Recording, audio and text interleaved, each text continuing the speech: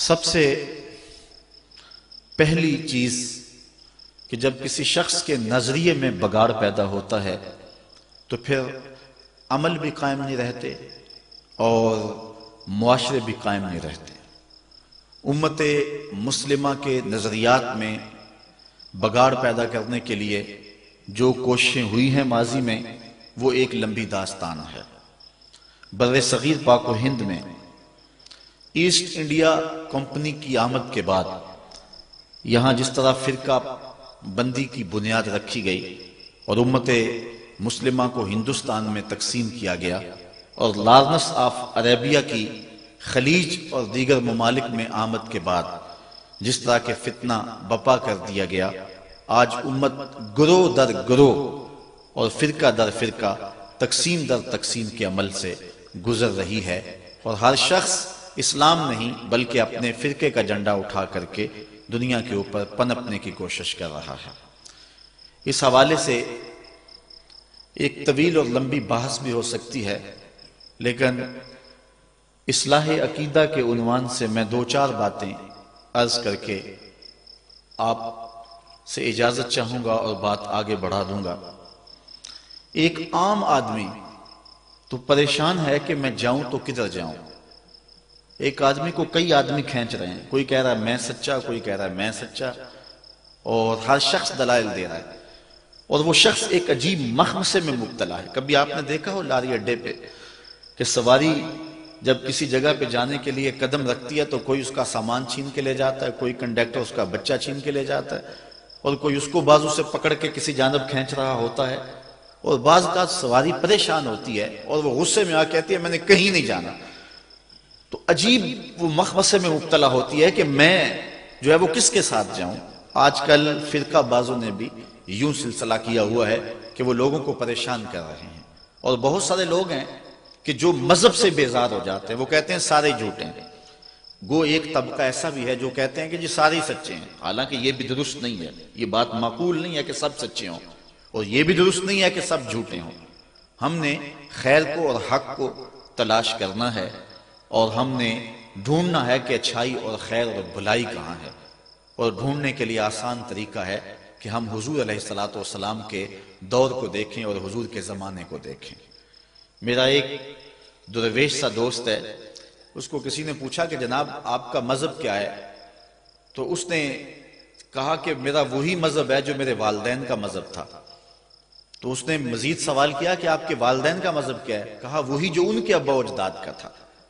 تو اس نے پھر تیسرا سوال کیا کہ اس کے ابا و اجداد کا مذہب کیا تھا، کہا وہی جو مدینے سے معین الدین چشتی اجمیری لے کر آئے تھے۔ یہ فرقے، یہ گروہ بعد میں بنے ہیں، جو مسلک، جو مذہب بزرگان دین لے کر آئے ہیں، جو حضرت داتا گنج بخش علی اجمیری لے کر کے آئے ہیں، جو حضرت عطائے رسول معین الاسلام حضرت معین الدین چشتی اجمیری دین لے کر کے آئے ہیں، وہ یہ موجودہ فرقوں والا دین نہیں تھا۔ ہم اس دین کو تلاش کریں کہ وہ دین کیا ہے، اور اس دین کی پیروی کریں، وہ سچا دین ہے اور وہ خالص دین ہے۔ یہ باقی فرقہ بندیاں، یہ گروہ، یہ بعد میں بنے ہیں۔ اس لیے اپنے بزرگوں کے دین کو نہ چھوڑیں۔ حضرت امیر ملت پیر سید جماعت علی شاہ رحمۃ اللہ تعالی علیہ فرمایا کرتے تھے، لوگوں جوتے پرانے ہو جائیں تو بدل لو،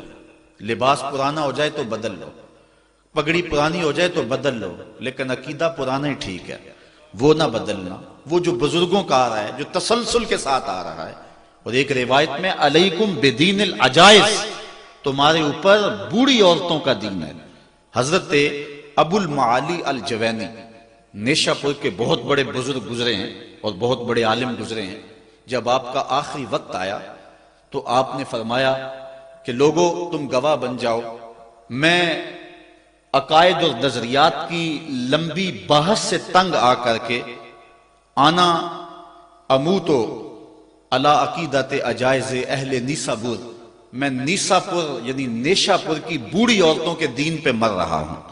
تم اس بات پہ گواہ ہو جاؤ کہ نیشہ پور کی جو بوڑھی عورتیں ہیں میں ان کے دین پہ مر رہا ہوں، چونکہ جو ابا و اجداد کا دین ہے وہی سچا دین ہے، اور جو دین بعد میں بدلا جائے گا وہ یقیناً بدلی ہوئی ایک صورت ہوگی، وہ ایک نیا ایڈیشن ہوگا۔ اس لیے اپنے بزرگوں کے عقائد اور بزرگوں کے نظریات کو کبھی نہ چھوڑنا۔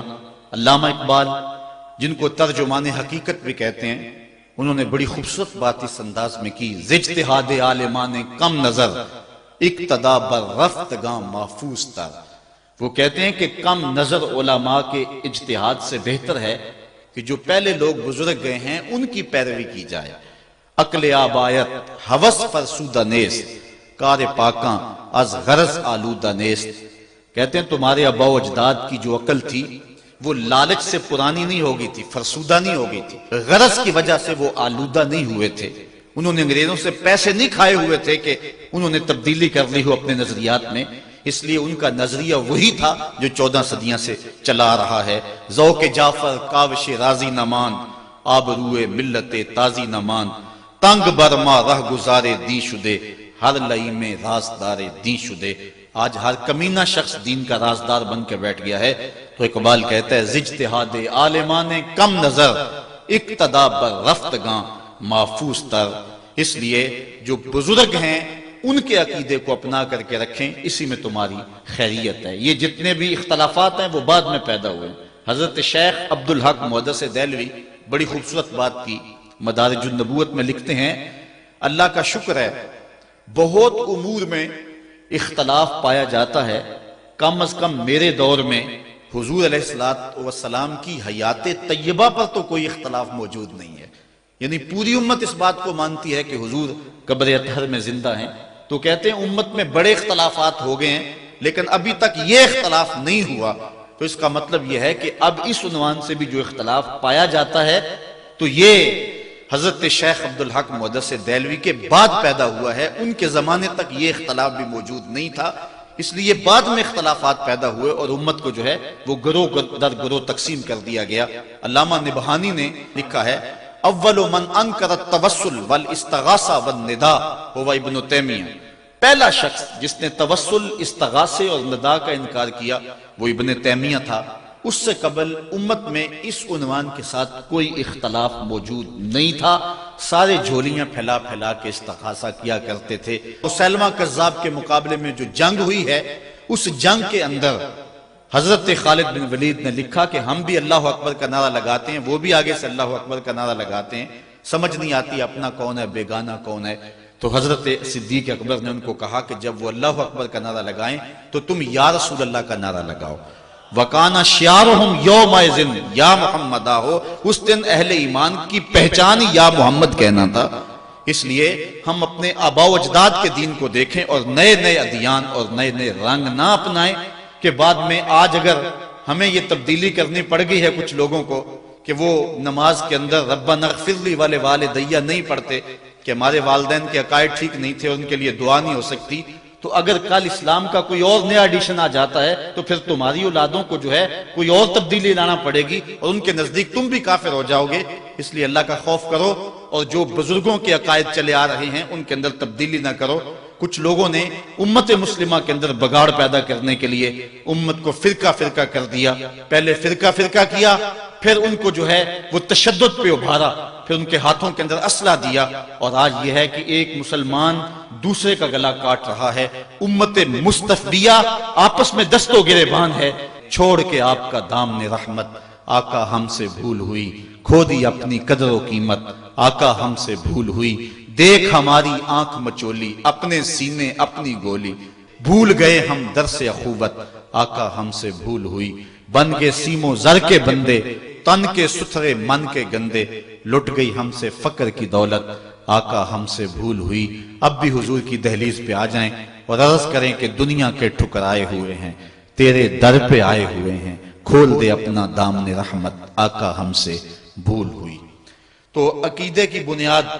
اپنے بزرگوں کے عقائد کو رکھیں، سارے مسائل حل ہو جائیں گے، ورنہ قیل اقوال، دلائل، مناظرے، اس سے جو ہے وہ نتائج نہیں ملیں گے۔ جو بزرگوں کے عقائد تھے، آباء و اجداد کے عقائد تھے، وہی عقائد رکھیں، اور وہی سچے عقائد تھے اور وہی ستھرے عقائد تھے۔